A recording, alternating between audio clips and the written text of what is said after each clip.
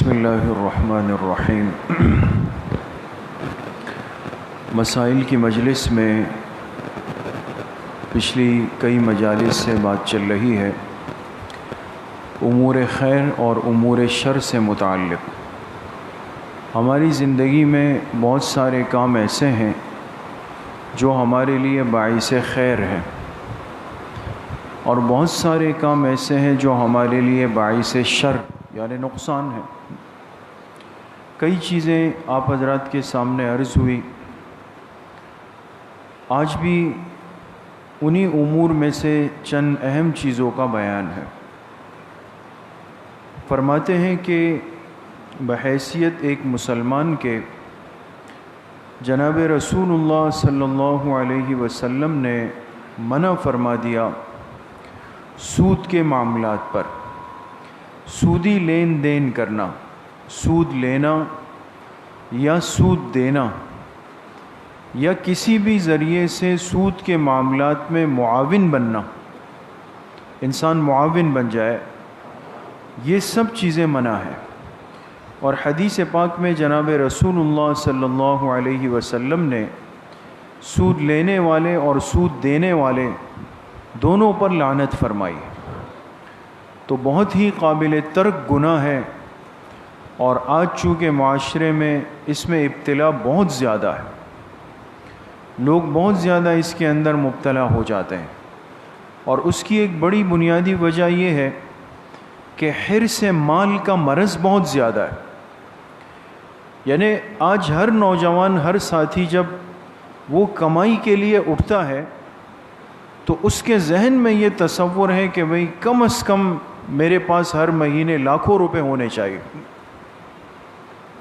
لاکھوں روپے ہونے چاہیے، تب میں اپنا گھر چلا سکتا ہوں، اپنے پیروں پہ کھڑا ہو سکتا ہوں، میری شادی ہو سکتی ہے، مجھ سے لوگ خوش ہو سکتے ہیں۔ اس لیے کہ اس نے وہی دیکھا ہے، وہی سنا ہے، وہی اس کو سمجھایا گیا ہے۔ ہماری مجلسوں میں تو آج کل یہی باتیں، تو نوجوان کے ذہن میں ساری بات الف سے یا تک مال کی ہے، اور مال کی بنیاد پر عزت کی ہے، تو پھر وہ کیسے دریغ کرے گا کہ بھئی چلو بھئی مجھے سہولت سے یہ کام مل رہا ہے، چاہے وہ سودی ہے، کوشش کرتے رہیں گے، بس کوشش کرتے رہیں گے، اور اس کوشش میں ہم طویل عرصہ جو ہے وہ ان معاملات کی نظر کر دیتے ہیں۔ تو بہرحال اس کے ظاہری اور باطنی بہت زیادہ نقصانات ہیں۔ ایک مسلمان کو اللہ نے جتنی طاقت وسعت دی ہے تو سود کے اندر کسی بھی طور پہ استعمال ہونے سے اپنے آپ کو بچانا ضروری ہے۔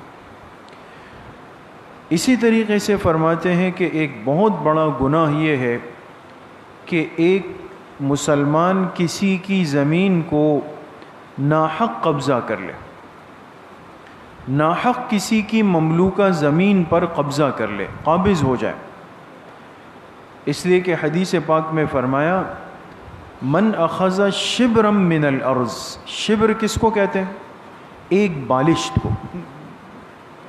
جس نے بالشت بھر زمین بھی کسی کی ناجائز قبضہ کی، بالشت بھر، یہ نہیں کہ 100 ایکڑ ہے اور اتنے اسکوائر فٹ ہے اور یہ ہے، نہیں، ایک بالش زمین قبضہ کی تو قیامت کے دن اس شخص کے گلے میں 7 زمینوں کا طوق ڈالا جائے گا، 7 زمینوں کا۔ اب آپ اندازہ لگائیں کہ آج مسلمان طاقت کے زور پہ کہاں تک چلا گیا، جہاں اس کا بس چلے اور کوئی عنوان استعمال کر لے، بس حالات اور موسم کو دیکھ کر۔ ہمارے ہاں میں ہمیشہ عرض کرتا ہوں کہ ہم میں من حیث القوم اجتماعی طور پر ایک جذباتیت کا مزاج زیادہ ہے، اور پھر خاص طور پہ مذہبی جذبات کہہ دیں، دینی جذبات کہہ دیں، مسلکی جذبات کہہ دیں، وہ کچھ اور زیادہ ہے۔ تو ہر انسان تو ایسے نکتوں کو اپنے وقت کے لیے استعمال کرتا ہے، ویسے میرا دین سے واسطہ ہے نہیں ہے، مسجد سے ہے نہیں ہے، نماز سے ہے نہیں ہے، اعمال سے ہے نہیں ہے، لیکن جب میں اپنے ان قسم کے راستے بنانا چاہوں گا کہ مجھے کوئی پلاٹ چاہیے، زمین چاہیے، جگہ چاہیے، تو اس کے لیے یہ فیکٹر استعمال کر لوں کہ بھئی یہ تو میں اس میں اتنی مسجد بنانے کا ارادہ رکھتا ہوں، بس یہ جملہ بولنا میرا کام ہے، باقی پھر میرے پیچھے زندہ آباد مرد آباد والے ہزاروں کھڑے ہوئے. یہ تو اللہ کے گھر کی بات آ گئی، یہ تو مسجد کی بات آ گئی. پھر کوئی یہ نہیں سنے گا کہ یہ کسی کی زمین ہے، کسی کی مملوکہ چیز ہے، کسی کی ذاتی چیز ہے. وہ کہے گا یہ تو دین اور کفر کی جنگ چھڑ گئی ہے یہاں پر. ہم استعمال ہو جاتے ہیں دوستو. جو حقیقتاً حق کا موقع ہوتا ہے اس میں ہم بالکل سوئے ہوئے، اور جہاں کوئی اور ہمارے جذبات سے کھیل لے ہم استعمال ہو جاتے ہیں. تو بہرحال یہ ایک بہت بڑا ظلم ہے، اور آج کل اس میں بھی ابتلا بہت زیادہ ہے. بس موقع ملا انسان بڑھتا چلا جاتا ہے، آگے کی طرف نکلتا چلا جاتا ہے. میں کسی طریقے سے برابر والے کی کچھ جگہ لے لوں، کچھ اپنا راستہ اس ترتیب کے اندر بنا لوں. لوگ بہت ساری زمینیں خرید لیتے ہیں اطراف شہر میں، اور وہاں پہ ناجائز طور پہ لوگ آ کے اس پہ تسلط کر لیتے ہیں. کتنے واقعات ہوتے ہیں. ساتھی بیچارے اس کے لیے 1 سال پریشان ہوتے ہیں، پھر کہتے ہیں کون ان پریشانیوں میں لگا رہے، چلو بھائی چھوڑ دو. تو ناجائز قبضہ کرنے والا کب تک زندہ رہے گا؟ کتنی زندگی ہے اس کی، اور یہ کتنا کھائے گا؟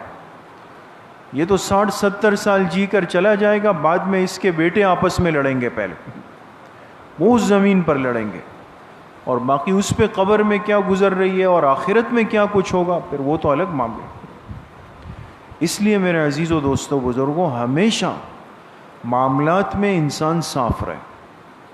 معاملات میں آپ کا حق چلا جائے، کوئی ظلمن لے لے، آپ نے اللہ کے لیے برداشت کر لیا، صبر کر لیا، تاکہ فتنہ نہیں بنے. حدیث پاک میں آتا ہے جس نے مسلمانوں میں فتنے کو ختم کرنے کے لیے اپنا حق چھوڑ دیا.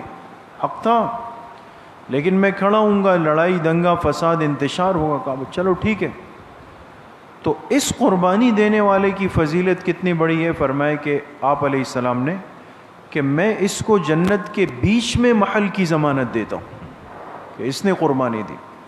اور جس نے یہ ناجائز ظلم کر لیا، کسی کی چیز قبضہ کر لی، یہ کتنا محروم ہوا کہ قیامت کے دن 7 زمینوں کا طوق گلے میں ڈال کے گھوم رہا ہو.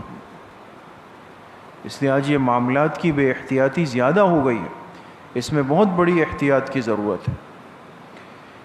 اسی طریقے سے فرماتے ہیں کہ جس سے انسان کوئی خدمت لے لے اور اپنا کام کروا لے، تو اس شخص کو اس کی طے شدہ اجرت فوری طور پہ ادا کر دے. فوری طور پہ. یہ حدیث تو ہم ہمیشہ سنتے ہیں. آپ علیہ الصلاۃ والسلام نے فرمایا اعطوا الاجیر اجرہ قبل ان یجف عرقہ. مزدور کو اس کی مزدوری اس کا پسینہ خشک ہونے سے پہلے دے دو. پسینہ خشک ہونے سے پہلے دے دو. تو اب جو معاوضہ اس سے طے ہوا تھا کہ بھئی آج شام تک آپ کام کریں، اور شام کو آپ کی 800 دہاڑی ہے، 1000 ہے، جو ہے جتنے بھی ہے، یہ آپ کو دے دی جائے گی. تو اب جب شام کو فارغ ہو کے انتظار میں بیٹھ جائے تو کام کروانے والے پہ لازم ہے کہ اس کو اس کی اجرت معاوضہ مزدوری اسی دن دے دے ہاتھ میں. پہلے بھی عرض کیا کہ ہمارے ہاں ایک رائج خرابی بہت پھیل چکی ہے، اس لیے کہ آج تو ہم ہر بات کہتے ہیں بھئی مارکیٹ میں یہ چل رہا ہے. آپ دیکھیں نا، کوئی بات ہوتی ہے آپس میں ہم کہتے ہیں بھئی ہمارا مارکیٹ کا یہ پروسیس ایک نظام چل رہا ہے. اب مارکیٹ میں یہ ہے کہ بھئی بلڈنگ ہو رہی ہے، کنسٹرکشن ہو رہی ہے، کام ہو رہا ہے، مزدور چاہیے اس کے لیے. تو ایک مزاج چل پڑا ہے کہ بھئی اگر آج آپ نے مزدور کو پوری مزدوری دے دی، دہاڑی دے دی، پتہ نہیں کل آئے نہیں آئے، کل ملے نہ ملے. اس کو پھانسنے کا طریقہ یہ کہ ایک تو بٹھا کے رکھو مغرب تک، عشاء تک، پھر آ کے اس کو 500 روپے دے دو. وہ کہے بھئی یہ تو آدھے ہیں، بھئی باقی کل لے لیجئے گا. اس کا پیر باندھ دیا کہ بھئی کل بھی آنا پڑے گا. وہ بیچارہ اب نہیں بھی آنا چاہتا، اس کو آنا پڑے گا. اور اس نظام کے ساتھ ہم جی رہے ہیں اور چل رہے ہیں اور معاملات کو چلا رہے ہیں، بغیر یہ سوچے ہوئے کہ اس کی ایک دن کی مزدوری روک کر اس کو کتنی بڑی پریشانی میں ڈال دی. تو اس لیے ان معاملات میں بھی بہت زیادہ احتیاط کی ضرورت ہے. اسی طریقے سے فرماتے ہیں کہ ایک مسلمان کی زندگی میں مختلف قسم کے مراحل اور حالات آتے ہیں. ایسے موقع پر ایک صاحب ایمان کو صبر کے ساتھ زندگی گزارنا ضروری ہے. صبر. اور فرمایا اس کا ایک اہم ترین موقع یہ ہے کہ ماں باپ کی زندگی میں اگر اس کو اولاد کی جدائی کا صدمہ پہنچ جائے، سارے غم یقین کریں ایک طرف کریں، اولاد کا غم ایک طرف کریں. آپ نے بھی دیکھا ہوگا بڑے صحت مند، بڑے طاقتور، بڑے ذہین، بڑے فتین، بڑے مدبر لوگ جو ہر موقع پر ہر ایک کو سنبھال کے چلتے ہیں. اگر خدا نہ خواستہ اللہ سب کی اور سب کی اولاد کی حفاظت فرمائے، اگر کسی پر یہ صدمہ آئے، آپ دیکھیں وہ بیچارہ ڈھلنا شروع ہو جائے گا، اس لیے کہ اندر اپنے اوپر گزار رہا ہوتا. یہ صدمہ بہت بڑا ہے، تو اس پر اجر بھی بہت بڑا ہے. تو ایک مجلس میں آپ علیہ الصلاۃ والسلام نے فرمایا کہ اگر ایک مسلمان شوہر اور بیوی کے یکے بعد دیگرے 3 بچے فوت ہو جائیں اور یہ دونوں صبر کر لیں تو اللہ پاک اس شوہر اور بیوی کو قیامت کے دن اپنے فضل و رحمت سے جنت میں داخل فرما دیں ان کو. تو ایک صحابی نے پوچھا یا رسول اللہ صلی اللہ علیہ وسلم اگر کسی کے 2 فوت ہوئے ہوں؟ آپ نے فرمایا اگر 2 میں صبر کرے تو بھی یہ ثواب ہے. پھر ایک صحابی کھڑے ہوئے، انہوں نے پوچھا اگر کسی کا 1 فوت ہوا ہو؟ آپ نے فرمایا کہ اگر کسی کا 1 فوت ہو اور وہ صبر کر لے اس میں بھی یہ اجر ہے. پھر آپ علیہ السلام نے فرمایا کہ قسم ہے اس ذات کی جس کے قبضہ قدرت میں میری جان ہے، یہ تو وہ اولاد تھی جو زندہ اس کے آنکھوں کے سامنے گئی. اگر کسی عورت کا حمل گر گیا، سمجھتے ہیں نا، یعنی بعض دفعہ ایسا ہوتا ہے کہ ضائع ہو جاتا ہے کسی بیماری تکلیف کی وجہ سے، تو اگر کسی عورت کا حمل گر گیا اور اس عورت نے اس حمل کے گرنے پہ صبر کر لیا تو یہ حمل قیامت کے دن آ کر اپنی ماں کو اس کے ناف سے پکڑ کر جنت میں داخل کر دے گا. اتنا بڑا اجر ہے دوستو. تو صبر کے ساتھ انسان رہے. یہ صدمے انسان پہ آ جاتے ہیں، ایسے موقعوں پہ ہماری تربیت ہو، ہم اپنے گھر والوں کی تربیت کریں کہ وہ بے صبری نہ کریں. ٹھیک ہے، آزمائش ہے، ایک بہت بڑا صدمہ ہے، اس کی نفی نہیں ہو سکتی، انکار نہیں ہو سکتا، لیکن اجر بھی بہت بڑا منتظر ہے، بہت بڑا. اس لیے حدیث پاک میں واقعہ ہے کہ ایک صحابی آپ علیہ السلام کی خدمت میں ایک دن آئے اپنے ایک بچے کو لے کر. تو وہ بچہ اتنا، بعض بچے ہوتے ہیں نا بڑی جاذبیت ہوتی ہے، تو آپ علیہ السلام نے اس بچے کو دیکھا تو آپ کو بہت پسند آیا. آپ نے اس بچے کو اپنے ساتھ بلایا اور ان سے بات چیت کی. پھر اکثر ایسا ہوتا کہ وہ ان صحابی کے ساتھ آتے اور آپ اس بچے کے ساتھ کچھ دیر کے لیے مشغول ہو جاتے.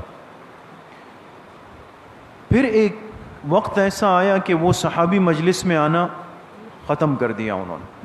کچھ دن بعد آپ علیہ السلام نے صحابہ سے پوچھا وہ فلاں نظر نہیں آ رہے.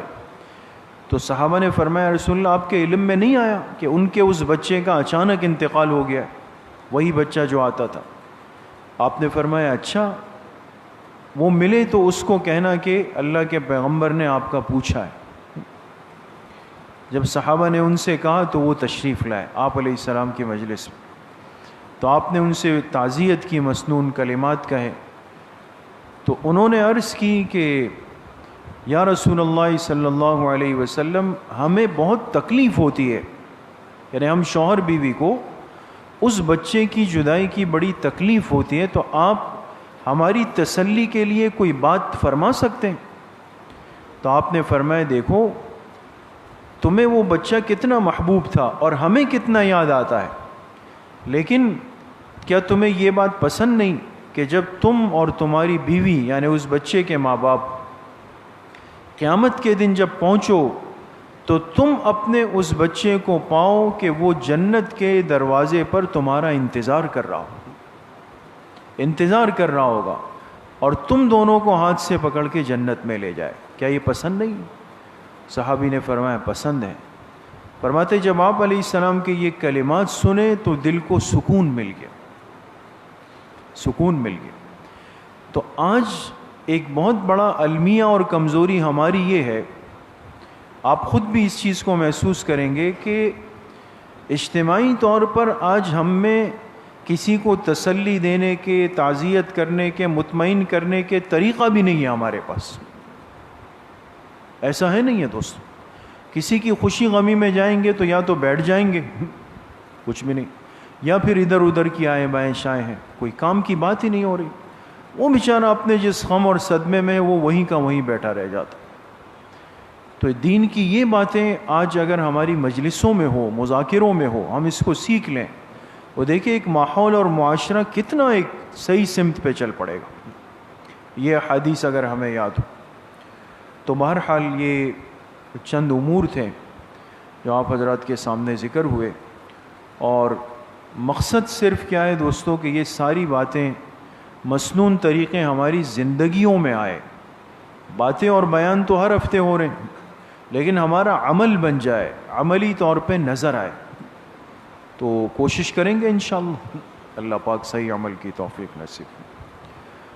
الحمدللہ رب العالمین والصلاة والسلام علی سید الانبیاء والمرسلین۔